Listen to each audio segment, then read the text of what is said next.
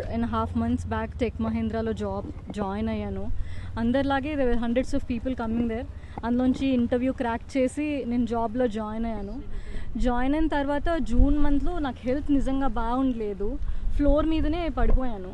వాళ్ళు ఇక్కడ నుంచి యూనివర్సిటీ లోపల ఉన్న చిన్న హాస్పిటల్ డామ్స్కి తీసుకెళ్లారు. అక్కడి నుంచి లేదు తన కండిషన్ బాగాలేదు, మీరు మల్లారెడ్డికి తీసుకెళ్ళండి అని చెప్పారు. అక్కడి నుంచి నేను మల్లారెడ్డి హాస్పిటల్కి డెఫినెట్గా వెళ్ళాను. వెళ్ళిన తర్వాత అక్కడ కూడా ఫెసిలిటీ సరిగ్గా లేవని మా హస్బెండ్ నన్ను ఇంటి దగ్గర ఉన్న జీనియా హాస్పిటల్కి షిఫ్ట్ చేశారు.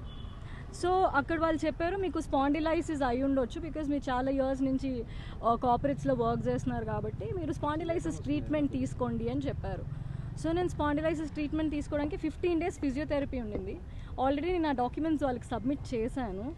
ఆ పాయింట్ ఆఫ్ టైంలో డాక్యుమెంట్స్ సబ్మిట్ చేసిన తర్వాత ఆ 14 days ఆఫ్ టైంలో థ్రెటనింగ్ ఈమెయిల్స్, మిమ్మల్ని మేము జాబ్లోంచి తీసేస్తున్నాం, మీరు రిపోర్ట్ చేయట్లేదు, discontinuation of your work, we are very sorry to let you know that your no more an employee, అలా మెయిల్స్ పెట్టడం స్టార్ట్ చేశారు.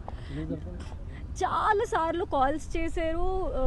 చేసినప్పుడల్లా మీరు ఎప్పుడొస్తున్నారు అని అడిగారు. కానీ మీకు ఎలా ఉంది, మీ హెల్త్కి ఏమైంది అని ఎవ్వరూ అడగలేదు. నా మీద వచ్చినప్పుడు కూడా I was able to take it అండి. నేను పర్లేదని వదిలేశాను.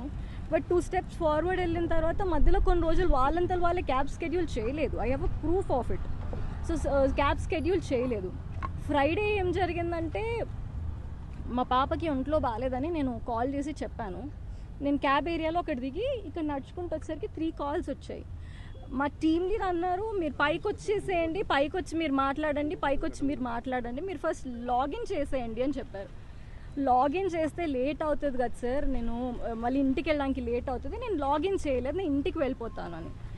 ఆల్రెడీ డెసిషన్ కనుక మీరు తీసేసుకుంటే మీరు మమ్మల్ని ఎందుకు మేడం అడగడం అంటే, లేదు సార్ మీరు మా టీఎల్, మీకు చెప్పకుండా ఎలా ఉంటాను అని చాలా మర్యాదగానే నేను కాల్ డిస్కనెక్ట్ చేశాను. ఆ తర్వాత నెక్స్ట్ డే మార్నింగ్ కూడా నాకు కాల్ వచ్చింది. కాల్ వస్తే నేను డాక్యుమెంట్స్ పెట్టాను, నోటెడ్ అని పెట్టారు. పెట్టిన తర్వాత వాళ్ళు నాకు 22nd రోజు నేను నార్మల్గా లాగిన్ చేయడానికని వచ్చానండి. ఫ్రైడే రోజు నేను ఆఫీస్కి వెళ్ళలేదు. డాక్టర్కి కాల్ చేశాను, doctor Prashant Edwards, I proof of it. తను రేపు పొద్దున్న మార్నింగ్ 10 o'clockకి రమ్మన్నారు. సాటర్డే రోజు పాప నేను ప్రాపర్గా హాస్పిటల్కి తీసుకెళ్ళిన తర్వాత వాళ్ళు టెస్ట్స్ చేశారు. రిపోర్ట్స్ అన్నీ సండే కదండి, మండే వచ్చి తీసుకోండి అన్నారు. మండే మొత్తం ట్రీట్మెంట్ చేసిన తర్వాత కూడా, నేను డాక్యుమెంట్స్ పంపించిన తర్వాత కూడా they wrote me an email that నేను డాక్యుమెంటేషన్ పంపించలేదు, వాళ్ళకి ఎలాంటి కమ్యూనికేషన్ ఇవ్వలేదు కాబట్టి నన్ను సర్వీసెస్ నుంచి తీసేస్తున్నా అని మెయిల్ పెట్టారు. After multiple attempts we have not any medical report nor have reported back to office, hence we will have to unfortunately proceed with the separation under abandonment form అని ఒక mail పెట్టారు. నా దగ్గర proofs ఉన్నాయి that నేను I have sent it to them అని చెప్పి. ఒకటి నాకు మెయిల్ 21st రోజు మెయిల్ వచ్చింది, థ్రెటనింగ్ మెయిలే అది కూడా. It is not never requesting. Phone చేసినప్పుడు కూడా మీ పాపకి ఎలా ఉంది, మీరు ఎప్పటి వరకు వస్తారు కూర్చోండి. 21st రోజు వాళ్ళు ఇచ్చారు, వాళ్ళకి నేను రిప్లై చేశాను. నేను ఎక్కడ వాళ్ళకి కమ్యూనికేట్ చేయకుండా పారిపోయానో నాకైతే తెలియలేదు. మళ్ళీ ఇందులో క్లియర్గా you haven't reported to office అన్నారు. 22nd రోజు నేను ఆఫీస్కి వచ్చాను. I used office cab. వచ్చిన తర్వాత when I was reading those mails అండి, నాకు అనిపించింది నేను ఇంత టాక్సిక్ ఎన్వైరన్మెంట్లో నేను వర్క్ చేయలేను. Anyhow I was decided to put down my papers and police స్టేషన్కి వెళ్ళాను నేను టు కంప్లైంట్. పోలీసులు ఏమంటారంటే మీరు లేబర్ లాకి వెళ్ళిపోండి, లేబర్ లా దగ్గర నుంచి సపోర్ట్ తీసుకోండి అని చెప్పారు. వాళ్ళు ఎఫ్ఐఆర్ చేయలేదు, పిటిషన్ తీసుకుని రిసిప్ట్ ఇచ్చారు. నిన్న డే మొత్తం పోలీస్ స్టేషన్లోనే ఉన్నాను. Evening I try to reach few people but ever respond సరిగా అవ్వలేదు. ఒకటి అయితే నిజం, this is a very toxic environment especially for women to work.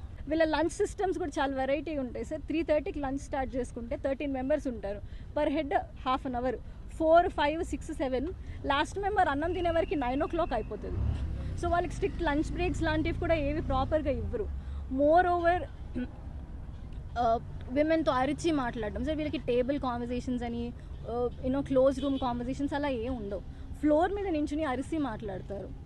ఎవరైతే నాకు కాల్ చేసి, నా బాధ అంతా ఏంటంటే సార్, మీకు ఎలా ఉంది అని కూడా అడగకుండా మీరు ఎప్పుడు వస్తారు అని అడిగి జాబ్ నుంచి తీసేయడం కాకుండా, I'm not fighting back that I get back to tech Mahindra.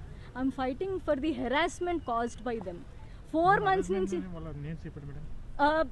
Sir మా టీఎల్ వచ్చేసి శివసాయి పున్నా అండ్ భాగ్య అంటే సార్ ఎవరికైనా కష్టం వస్తే హెచ్ఆర్తో చెప్పుకుంటారు రైట్, మీరు ఎవరైనా హెచ్ఆర్తో చెప్పుకుంటాం.